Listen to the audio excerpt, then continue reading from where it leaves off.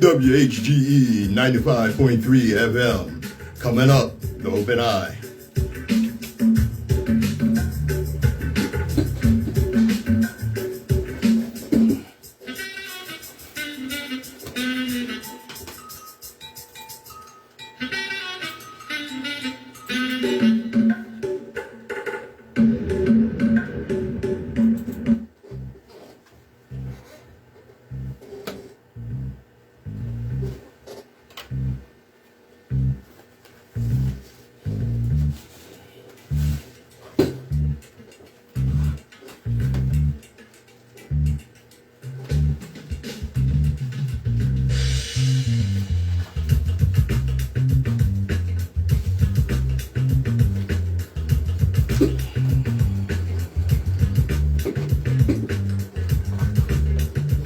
Those of us that indulge in or commit intellectual violence don't do so for the pleasure of mental masturbation or ego digging.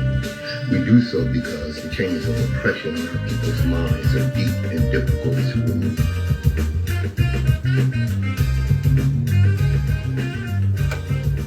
Good morning, my children of the sun. Welcome to the Open Eye on WHGE 95.3 FM.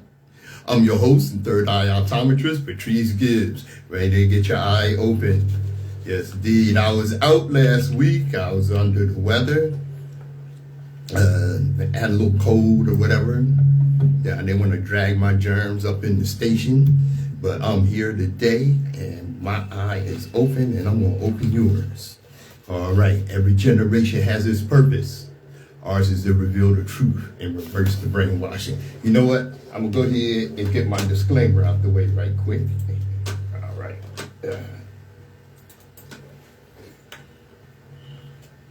The views and opinions expressed on the Open Eye are those of the hosts, guests, and contributors, and do not reflect the policy or position of WHGE 95.3 FM, nor our sponsor, the Delaware Center for Homeless Vets. Any content provided by Open Eye's hosts, guests, or contributors are theirs and are not intended to malign any religion, ethnic group, company, or individual. WHGE 95.3 FM, the Open Eye. All right. Let's I'm gonna start right here. You ever heard of Lula Mae Hardaway? She is a songwriter, and she was the mother of a musical genius. And she co-wrote many of his songs during the early years of his career. Lula Mae Hardaway. She was actually co-nominated for the 1970 Grammy Award for Best R&B Song for co-writing Signed, Sealed, Delivered. You know who her son is. Stevie Wonder. Lula was born January 11, 1930 in Eufaula, Alabama. I'm not sure if I'm pronouncing that right. But she spent her early adult life in Saginaw, Michigan, before moving to Los Angeles in 1975, where she remained until her passing on May 31st, 2006. She co-wrote several of her son's songs, including I Was Made to Love Her, Signed, Sealed, Delivered, I'm Yours, You Met Your Match, and I Don't Know Why I Love You. Two of these tracks also appeared on Stevie's 1968 album For Once in My Life. And another two, I Want to Make Her Love Me and Ain't No Lovin', were also co-penned by Lula. For co-writing Signed, Sealed, Delivered, as we said earlier, she was co-nominated for the 1970 Grammy Award for Best R&B Song. Lula Mae Hardaway, Stevie Wonder's mom. Yes, indeed. This is the day, the 27th. What's that? Some kind of buzz going on in here. Maybe I'm too loud. Bring it down. Okay. All right. Yeah, that's the day is April 27th. 2 days ago, April 25th, was my beloved father and his older brother, Garfield's birthday. My father would be 89 or 88 if he were living. Yes, indeed. Miss you, Pop. Happy birthday, bro. All right. On April 27, 1883, the great revolutionary intellectual Hubert Harrison was born. Hubert Harrison influenced a generation of radical black thinkers, including Marcus Garvey, A. Philip Randolph, Elijah Muhammad. He influenced organizations such as the UNIA, it's the Universal Negro Improvement Association, the Nation of Islam, the NAACP, and movements such as the Harlem Renaissance. He is often overlooked, but he is one of the founding fathers and foremost cornerstones of black radical tradition. He is a lecturer, editor, labor leader. Among other things, he was born in Concordia, St. Croix, Danish West Indies, now United States West Indies. April 27, 1883. Upon completion of his elementary schooling in 1900, he moved to New York City, where he took on various service positions, including that of telephone operator, hotel bellman. Beginning in 1901, he attended an evening high school program, finishing at the top of his class in 1907. After his graduation, he became a postal clerk. He was highly motivated. Harrison became a full-time lecturer on black history and socialist politics, and soon emerged as the most prominent African American in the New York Socialist Party. In 1911, he became an assistant editor for the Masses, the socialist newspaper, founded by the Colored Socialist Club. And like I said, his influence was immense. He influenced everybody from Garvey to Elijah Muhammad. And when did he let's see. Okay.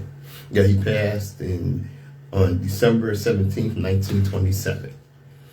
We don't know, we don't hear enough about him, and a lot of us don't know enough about Mr. Harrison.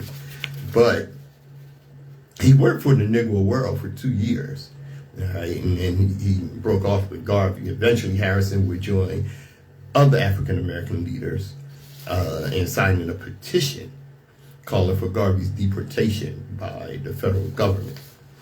That was one of his shameful acts. Okay? But he went on to write and lecture, writing editorials for the Chicago Defender and Pittsburgh Courier. Many refer to him as the Black Socrates. I got a problem with that, but okay.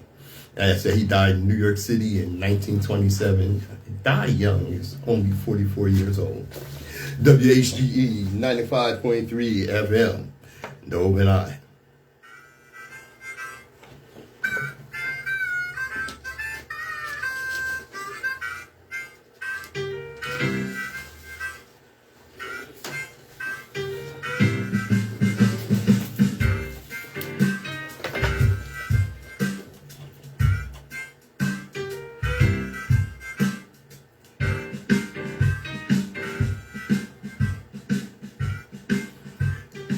WHGE 95.3 FM, the education advocacy station. If you tuned in for some education. Yeah, I'd like to thank my friend Sherry Bryson for bringing this to our attention. And quoting Sherry here, the blaming of the victim from these people doesn't stop. The lies being told to help Ahmaud Arbery's killers out has gotten support from many who believe they didn't get due process and have been willing to donate to cover the court costs.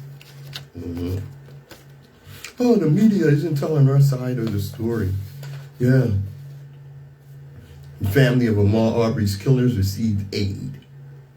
The wife and mother of Greg and Travis McMichael launched a website to defend Ahmaud Arbery's killers, raising more than $40,000. Leigh McMichael says the media is lying and that it's time to hear their side, a side that has its time in court. The media is lying? That video didn't lie of your murderous husband and son, on your murderous husband and son. The McMichaels are serving life sentences in state prisons for Arbery's murder on February 23rd, 2020. Cell phone video shows the father-son duo chasing Arbery down in a truck as he was running through their South Georgia neighborhood before shooting and killing him.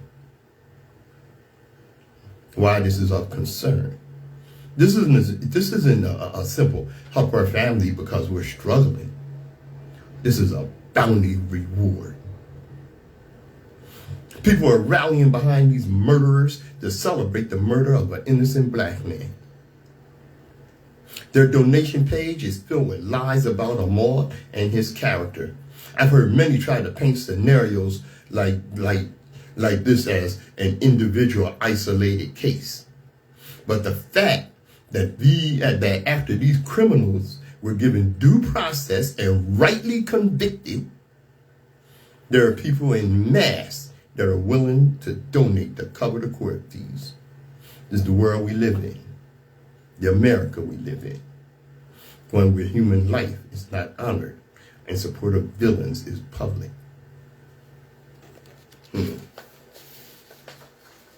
They're murderers, period. And no, this was not an aberration. These two got caught. The fact that people need training to learn how to treat black people like humans shouldn't surprise any black person in America. Yeah, that's what they actually need training to teach white people how to treat black people in America in 2024. And it's no surprise. And check this out. This was written by a white woman. It's an open letter to people of color. And for those of you that say, oh, you just typed saying some racist stuff and you found something up. No, this white woman's paying attention. And here's her advice to us. Please do not trust white people. Remember, this is written by a white woman. She says, every single one of us is racist. It's something we were born and raised into.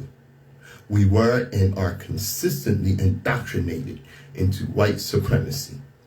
Now, I'm going to stop right there. Because what most white people, all right, when you say white supremacy, okay, what they think of is, the Klansmen with hoods and this and no. White supremacy is embedded in American society. It's embedded in American society. White nationalist Christians, I don't know how that goes together, but at any rate, white nationalist Christians would like to claim that their religion is Christianity. It's not. Their religion is white supremacy. All right, back to what this white woman was saying in her open letter to people of color. Don't trust white people. She said, indifference and apathy towards systemic racism and its horrific results is not just more comfortable, it is incentivized. We are actively rewarded by white supremacy in its many forms for ignoring people of color and their cries against injustice. Incentivized. All right? I just told you the story of the McMichaels and the mother of the mother and wife of the murderers raising $40,000. Incentivized. Our bones are riddled with it. It's everywhere. We were taught the history of our nation through textbooks written by white men with vested interest in how the story was and is being told. So we think that Martin Luther King Jr. is the patron saint of polite black folks to be invoked against the angry ones. Peanut butter is the extent of black excellence, even though George Washington Carver didn't actually invent peanut butter. Invented a lot of other things, but didn't invent peanut butter. And according to the newest textbooks, slaves were just unpaid interns. That's what they want you to believe. That's what they're teaching. Yeah. Unpaid interns, basically. Unpaid workers. How many unpaid interns get the hell beat out of them for the slightest infraction? Moving right along, she says, we were brought up being given medicine designed for us by white men. Men who historically tortured black women and murdered black babies to found gynecology. Men who performed surgeries on black people without any anesthesia and no precautions because it was believed that black people cannot feel pain. And you wonder why we do not sympathize when black children are gunned down by police. Nothing stopped. The framework of systemic racism just keeps getting addressed differently.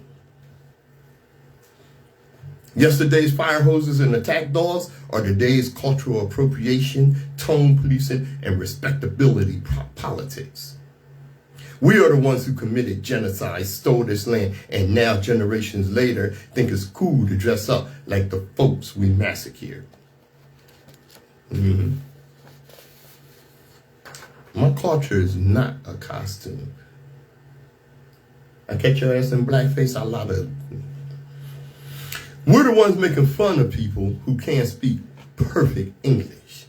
We're the ones who come up with every single racial slur used in this country. She goes on to say, we're so much more concerned about you questioning us, telling us no, or calling us out than we are what you're actually experiencing at our hands. We will spend hours, countless hours, just poking at you, trolling you just to prove you're this less intellectual, overly emotional animal, to get you to fail a standard we set for you without ever cluing you in on it. We're the ones who built this country on the blood, the bodies and the backs of people of color, and then built Mount Rushmore, statues, monuments to white men. We rigged the economy, the government, and the schools, created the ghettos, set you up for failure, and then blame you for not pulling yourself up by your own bootstraps. We are still making you defend yourselves over and over ad infinitum. We make you defend your personhood, your autonomy, your agency, your decency, your humanity, because when you keep minorities on the defensive, when you keep them explaining who they are and justifying their right to life, nothing real ever gets done. Okay? She goes on to say she's queer and she's trans, and she still gets to sit, but she still gets to sit in the whites only section. She says she has heard what gets said, and she's begging you black people, please don't trust white people. WHGE 95.3 FM, the Open Eye. Hey, Steve, I see you, bro. What's up, Vaughn? Good morning, my brother.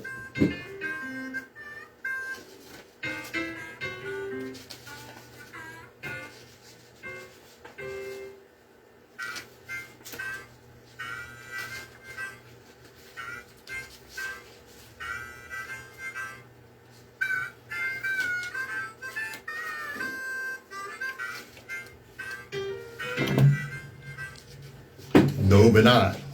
I'm Patrice Gibbs. Get my stuff together here. Give me a second. All right. Oh, wait, one more. Okay.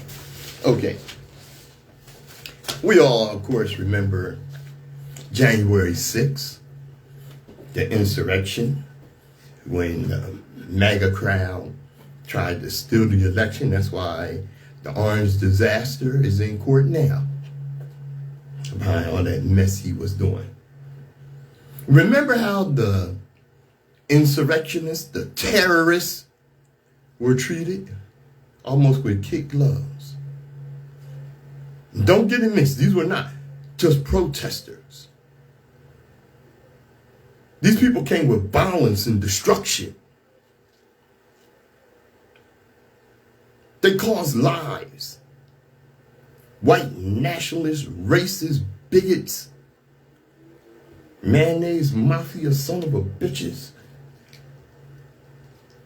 Remember the one who was in the Air Force, the female?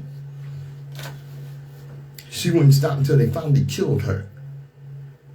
She left them no choice. People were terrorists. Like I said, they brought violence and destruction. They smeared feces on the wall.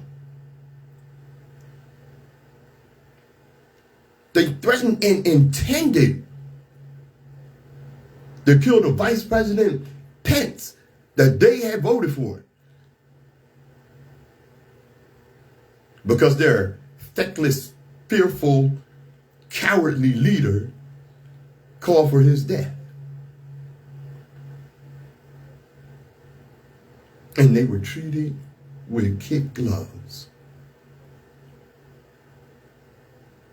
Fast forward to the protests that are going on college campuses all over.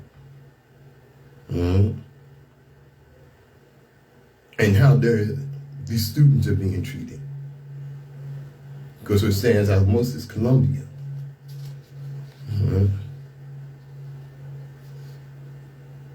And they're peaceful protests. But the militarized police are attacking them as if they were terrorists. They say that they're disturbing the peace. But there is no peace. What really bothers them is that those protesters are disturbing the war.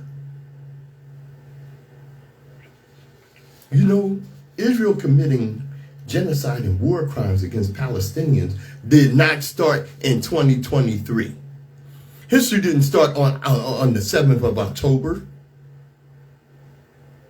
There was violence every day before that towards Palestinians. Israel can't be defending themselves while occupying a country. Started with the Haifa massacre in 1937. And then the Jerusalem massacre in 1937. Again, Haifa in 1938. Balad al-Sheikh massacre in 1939. Haifa in 1939. The Haifa massacre in 1947. The Abbasiyah massacre in 1947. The Al-Qasas massacre in 1947. Not even halfway there yet. It's been 75 years.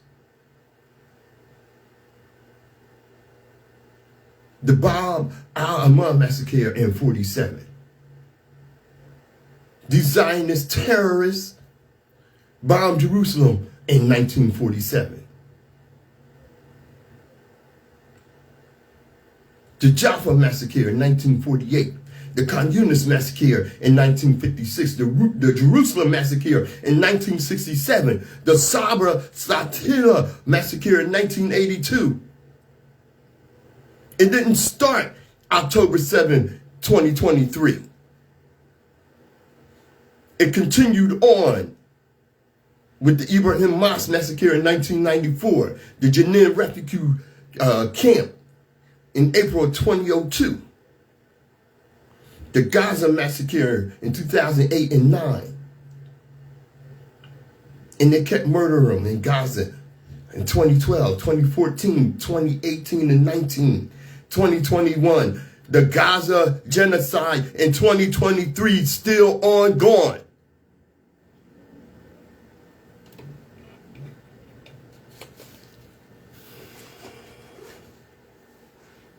These protests started not just because of the genocide, but because America has allowed Israel's apartheid policies to be practiced against any Palestinian here.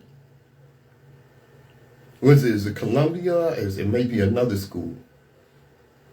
Now, I think it's because it started in Columbia, where they had a course that if you were a Palestinian, you were not allowed to take the course. Yeah, America knows all about apartheid, so it wasn't a big deal for them to come up with some crap like that. And the student movement is going on and on. Hundreds of students continue to occupy Columbia University lawns, despite massive arrests. And I forgot to bring the name of the school, I think in North Carolina. I can't remember exactly. There's a private institution, which means the police have no authority on a private institution without being invited by those that run the institution. That they came anyway. And they arrested the professors as well as the students.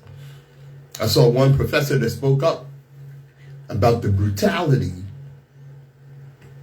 that the militarized police were practicing against these peaceful protesters. The brutality.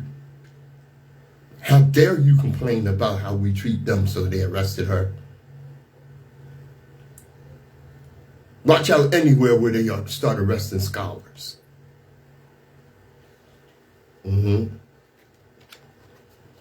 Hundreds of students continue to occupy Columbia University lawns despite massive arrests, serving as emblems of our devotion to ending the ongoing genocide from the belly of the beast. Morgan State, Joe Biden was invited to speak. The students spoke out against that.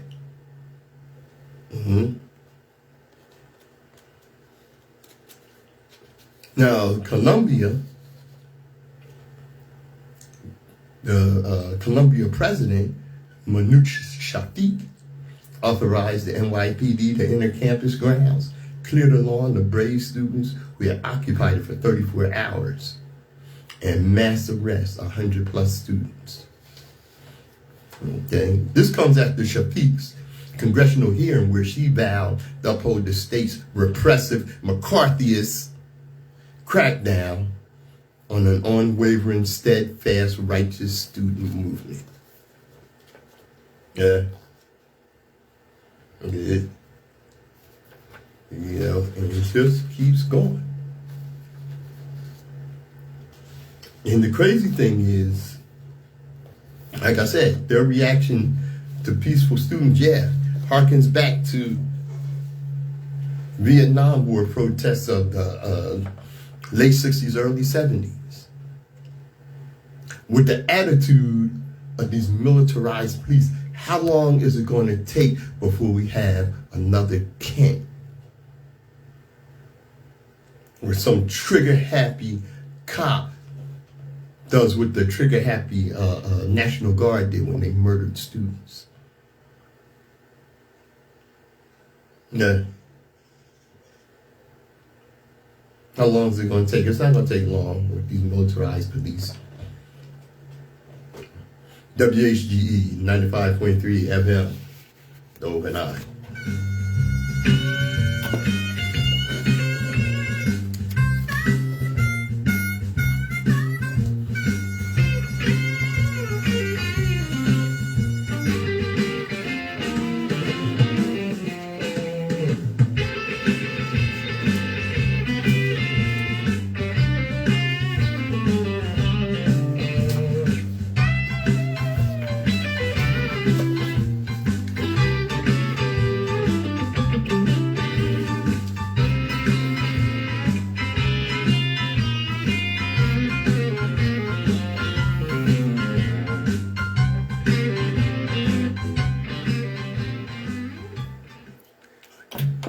I'm Patrice Gibbs. I have existed from all eternity, and behold, I am here. And I shall exist till the end of time, for my being has no end. That's from Khalil Gibran. Yes, I am here. I had a discussion, excuse me, with a coworker yesterday and asked me, how did an empire as great as Egypt fall? You know, and I told her that after thousands of years, it finally imploded. You know, by the time the numerous invasions started, it had already been an empire in great decline. But that was after thousands of years. You got to remember, America is approaching 250 years? Of that 250 years that America has been in existence, been at war 245 years, something like that. You know, it's not hyperbole to say that Egypt was the progenitor, the template of managing a state. Egypt was in existence. Egypt went 3,000 years without a major war. Where America, as Kurt Vonnegut says, will go down in history as the first society that wouldn't save itself because it wasn't cost effective. General reminder, everyone deserves food, shelter, education, and medical care. Everyone deserves access to beautiful green spaces and time to rest. We made this current society up. We can make up a new one. This society has told you that resources are scarce, that we cannot support everyone. But that's only because our system funnels everything up to the wealthy predator ruling class. It all comes down to who makes the profits, not who has the needs. Piss poor way to manage a state. We can and must find change. Our planet has finite resources, so we must be conscientious of our usage and replace what we can. This is true. However, scarcity is a lie. We have the food, we have the housing. We do not have the will. We can support each other, but we have to change to do it. Tyranny, what is that? It's cruel, oppressive government or rule.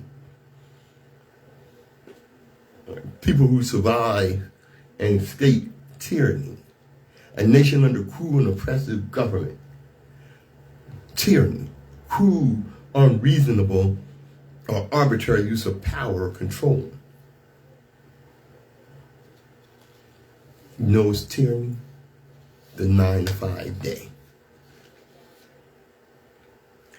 When was homelessness at its highest? U.S. homelessness reached a record high in 2023, according to data the federal government released just recently. The big picture, homelessness increased by about 12% nationwide since last year.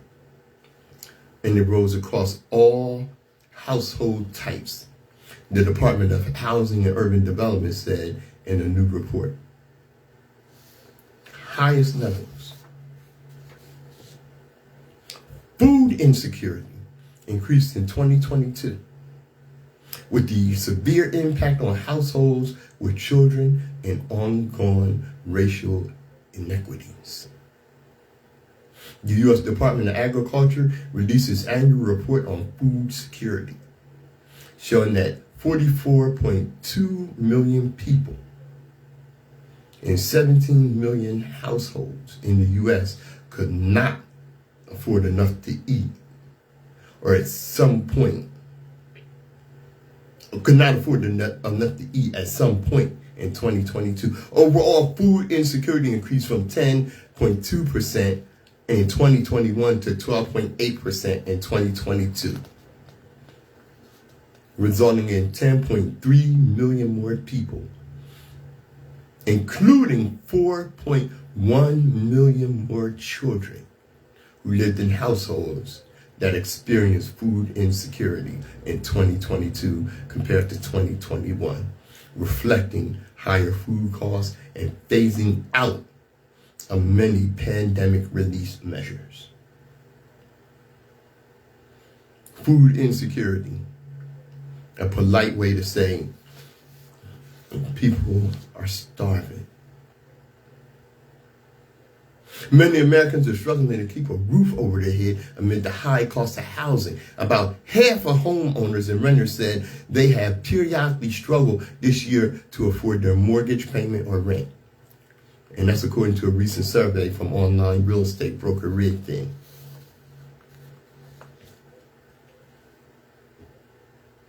No place to live. You know, eventually they're going to eat the rich. For patients, medical debt has become a leading cause of personal bankruptcy, with an estimated $88 billion of that debt in collections nationwide. Oh yeah, you don't pay your medical bill, they will take your ass to court. That's what.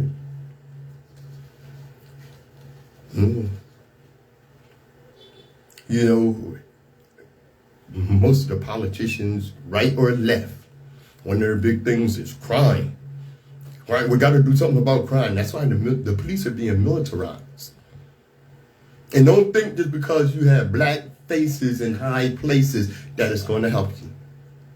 Because down in Atlanta, they built Cop City. And the black politicians were the ones that voted for it. Black faces in high places don't mean a damn thing. They're going after the wrong criminals, you know that, right? You're aware of that. Because wage theft outpaces all other theft in America. That means the ruling predator class steal people's wages as fast as they pay them. Never steal anything small. Go to jail. You know where the highest prison population is, right? You do know the U.S. prison population is the highest in the world. Because it's profitable for one thing. That's right, Brother Bourne. Greed, greed, and more greed. There are more than 10.35 million people incarcerated throughout the world. More than 2.2 million of them in the United States. Was that over 10% or almost 10%? No, that's over 10%. That's sort of, I ain't got my shoes on, so I can just count with my fingers. There are 240 countries throughout the world, and one country has at least 10% of all the people in prison. America. Love it or leave it. Get me the hell out of here. WHGE 95.3 FM, the Open Eye.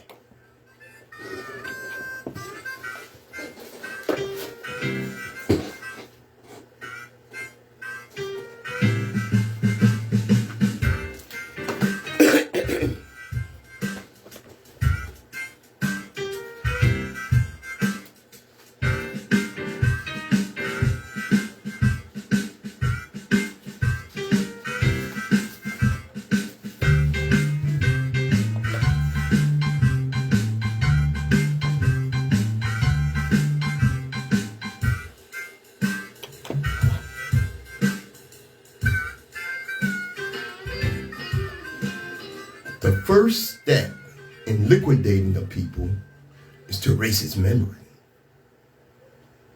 destroy its books, its culture, its history. Then have somebody write new books, manufacture a new culture, and then a new history.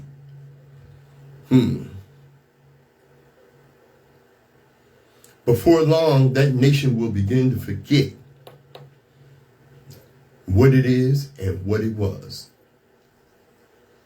The struggle of man against power is the struggle of memory against forgetting.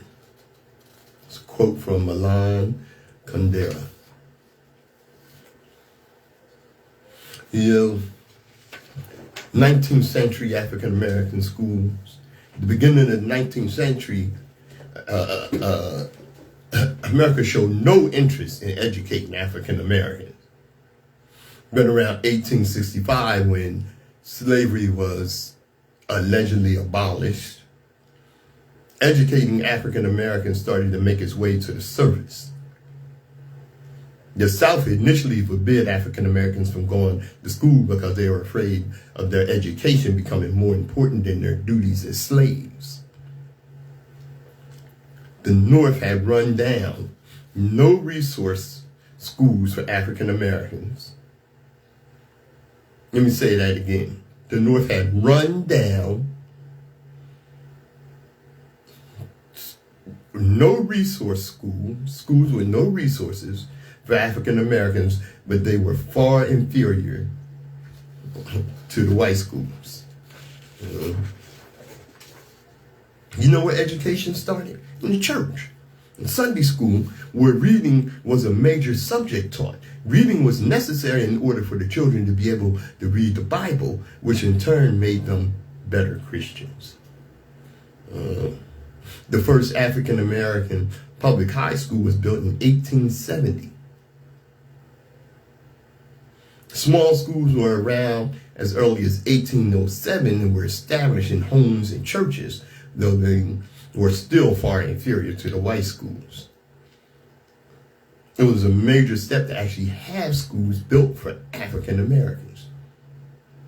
Of course, the teachers were underqualified and were required to teach in one room schools with children of all ages. You know, it reminds me, I think I was in the 5th grade. I went to a predominantly black school, and our teacher was teaching 4th, 5th, and 6th grade. And still, my mother was against busing. Okay, because her thing was we needed to desegregate the resources. Because with substandard resources, our teachers were still turning out quality students. It reminds me of the quote from Dr. King. Dr. King said, "I favor integration on buses and in all areas of public accommodation and travel. I am for equality. However, I think integration in our public schools is different. In that setting, you are dealing with one of the most important assets of an individual, the mind. White people view black people as inferior. A large percentage of them have a very low opinion of our race.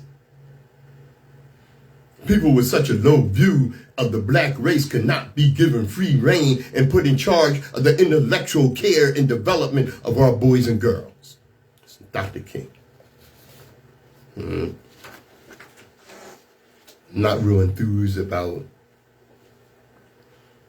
sending our children out to hostile suburbia where they're being set up to fail. Stop calling it a dropout rate, it's a push-out rate. And I don't care how many laws they pass and what have you. Keep it real. They have no intention of you being educated. Whether their education includes indoctrination into white supremacy or not. And we see how that indoctrination affects those of our community. Because often what happens is you get those who find success in the mainstream that have no interest in fighting for equality. They're just looking for a comfortable place within the system of white supremacy.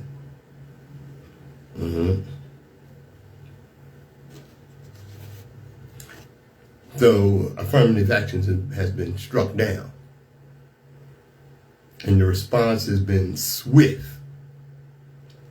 For instance, Duke University ends this full ride scholarship program for black students following the end of affirmative action. Following the end of affirmative action, Duke University will discontinue its Reginaldo Howard Memorial Scholarship Program, a program for top black applicants.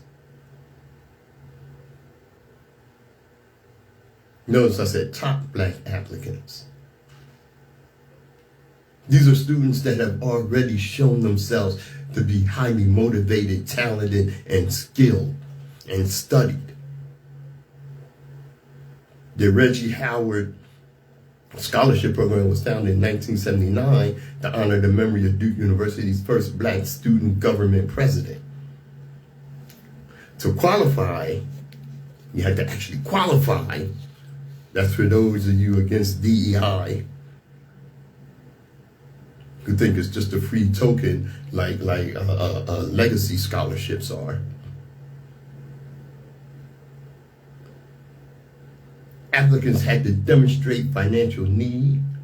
The scholarship was awarded to 1520 black students, undergraduate students, who received full tuition, room, and board. In addition, these students were also provided with funding for independent research opportunities, as well as domestic and international learning experiences.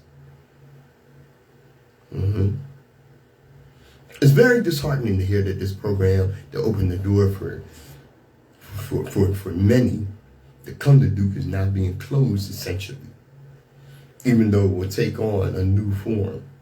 Maya Harris, a junior at university, told the paper, The Chronicle. And it's no surprise. Duke's not the only one. There are going to be colleges and universities across the country.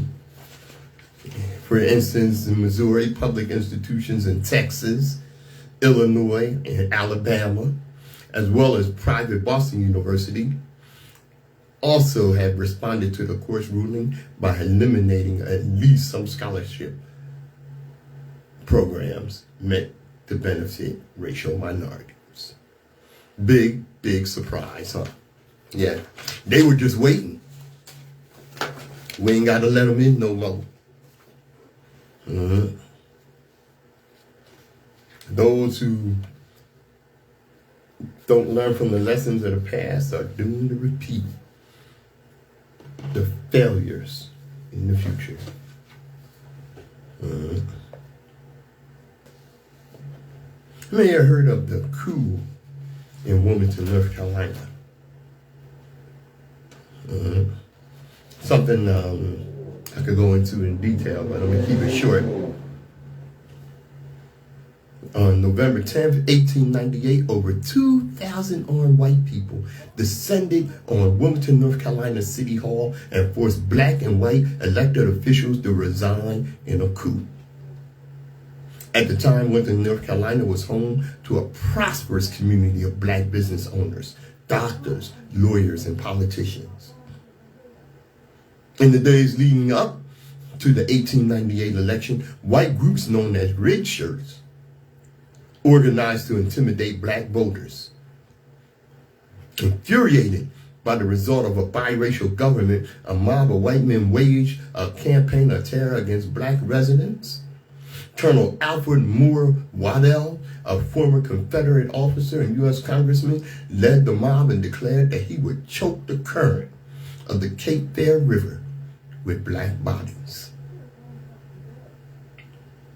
Armed white rioters destroyed black businesses and killed hundreds of black residents. The Daily Record, a black newspaper that had previously denounced lynchings of black people, was the first business the mob targeted. Sorry-ass President Will McKinley declined to intervene, leaving Wilmington's black residents to fend for themselves. Thousands of black citizens fled the city in the wake of the insurrection, which dramatically altered the racial demographics of the city. Colonel Waddell, who led the insurrection, was appointed Wilmington's new mayor. Racial hierarchy was codified as a state policy for more than half a century to follow. Insurrectionists. I contend that these people are the ancestors of the insurrectionists, traitors, and terrorists that attacked the country's capital on January 6, 2020. WHGE 95.3 FM. Oh, I ain't through with you. Not yet. Wait till you hear this. The last time I was on wasn't last week, it was the week before. One of the things I said was that, yes, the Civil War should be celebrated, and we should celebrate the defeat of the Confederacy. And that the Confederate flag should be seen as contraband, and if you're caught flying it around, especially anywhere near the nation's capital, your ass should get locked up for that. What's that Nina Simone says? Yeah, Brother Bowen said 2025. Look it up. Project 2025. They want to turn back the clock. And it's amazing how they want to give you the impression that they're so oppressed. And when your mindset is that you have to have the advantage of having someone else excluded from opportunities in order for you to advance. Equality looks like oppression to you because you don't have the wherewithal to compete. Nina Simone said, Alabama's got me so upset. Something else. But Mississippi, goddamn. Mississippi's good old boy governor declared April as Confederate Heritage Month. Yeah. Mississippi Governor Tate Reeves declared April will be celebrated as Confederate Heritage Month in Mississippi, keeping a 31-year-old tradition alive. Mm-hmm.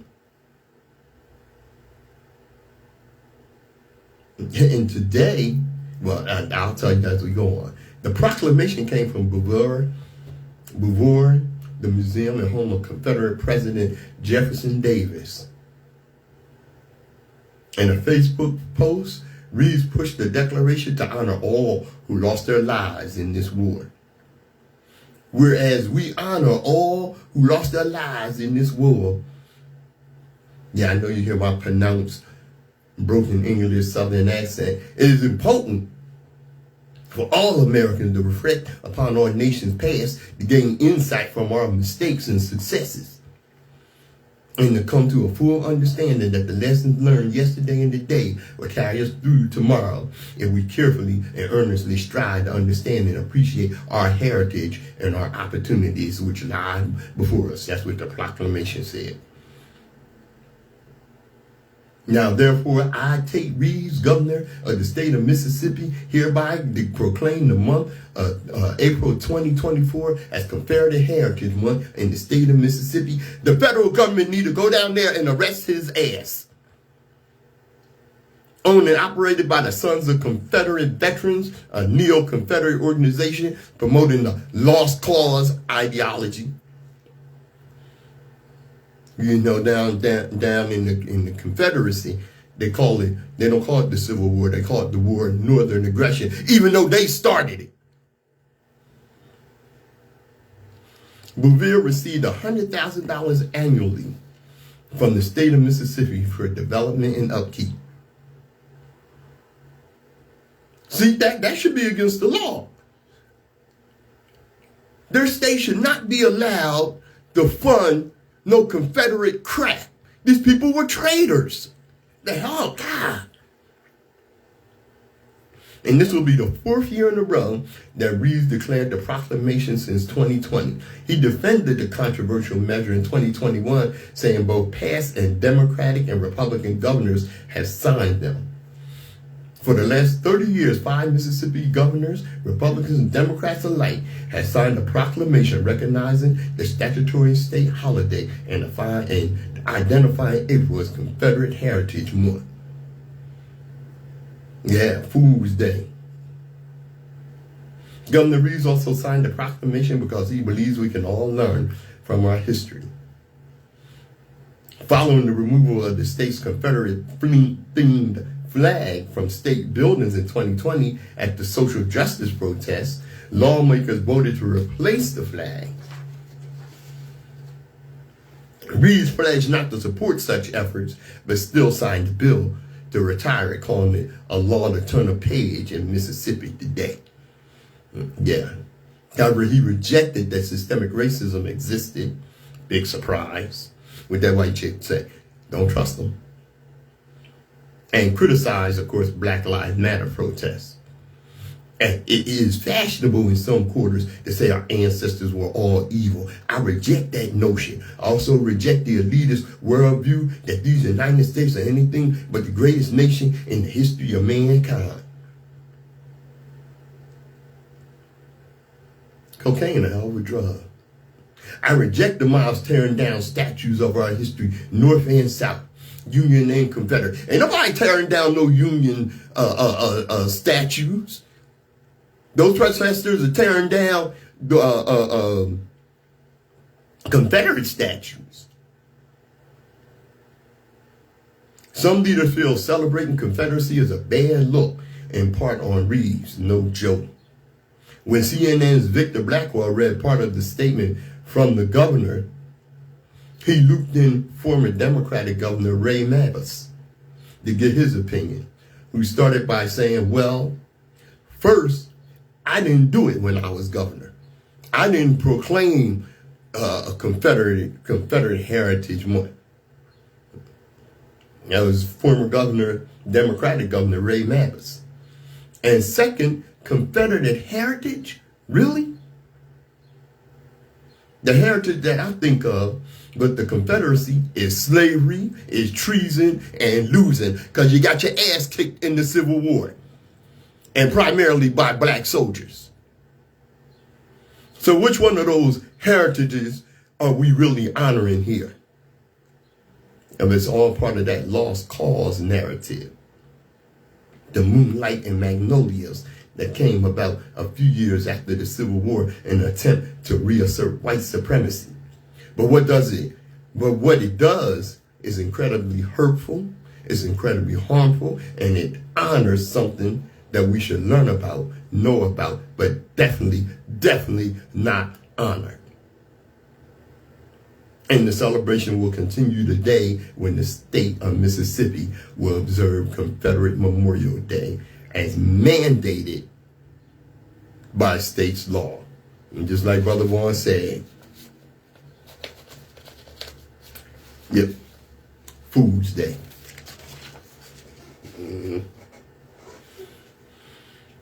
I recently saw and I can't believe they still do this, a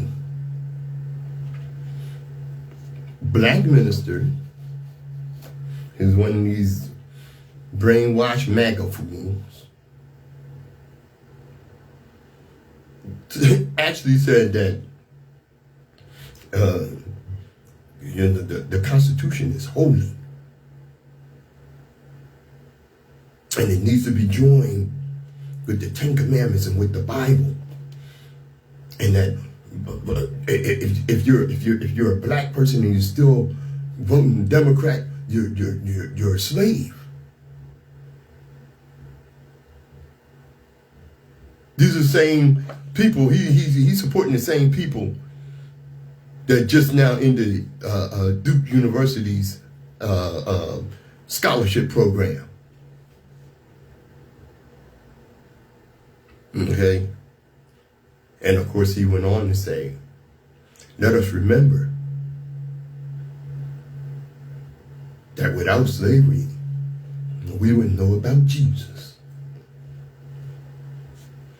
Lord of mercy. And it brings me back to, we are not cursed. I can't remember, I've seen several times, and I told you about black people stating that black people suffered the oppression and horror of slavery because the black people of Africa were and are disobedient to God. Thus were cursed with slavery as a punishment. It reminds me of a line from the Ten Commandments where Ramsey said, God made man made religion to enslave and oppress. I'm going to go one further. God made up this guy because it has nothing to do with the reality that is the creator. And I'm not sure if this view should be defined as mental, as slave mentality, mental illness, or just idiocy. According to this stance, God is punishing black people for their shortcomings while allowing our oppressors, evil, and deviltry to go unchecked and unpunished. So God is mean, vindictive, and racist, and obviously don't like black people. Religious black people who take this stance claim our ancestors chose disobedience by not believing in the religions introduced to black people by foreigners. Thus, we chose slavery. Our ancestors are at fault for the evil that has befallen us. Furthermore, black people are still suffering because of the continuing disobedience and are slaves to the idols of sex and materialism. That black people have still not accepted the laws of God and suffer by choice. And this is so utterly ridiculous that it's difficult to address. First of all, it is hypocrisy of the lowest order. Every one of these so-called religious people, some have the audacity to call themselves spiritual. How dare you? They pursue the trappings of wealth and the decadent creature comforts that modern society offers. Every last one of them I see talking this crap is dripping in diamonds and gold. Especially from these mega churches. You look at T.D. Jakes. I don't know if he's T.D. Jakes or Iceberg Slim. Because Iceberg Slim like women.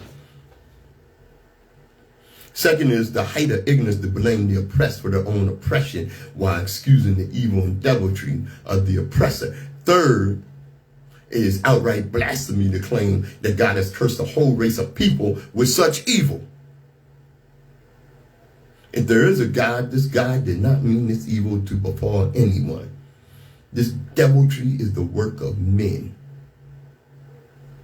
The energy of the universe created man. Man created gods and religions to oppress and enslave.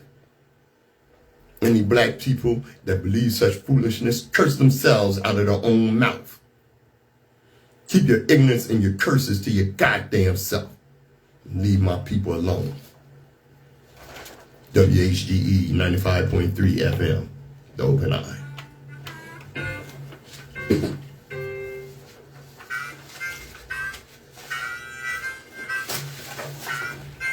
All right. Call it a day.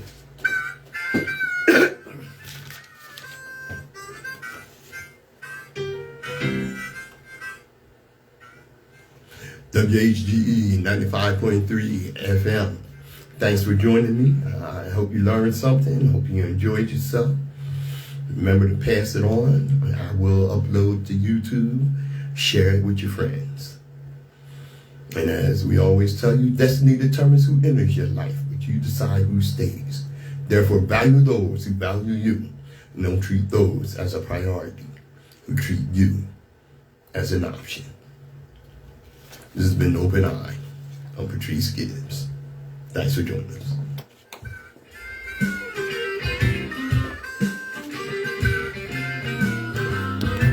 All right.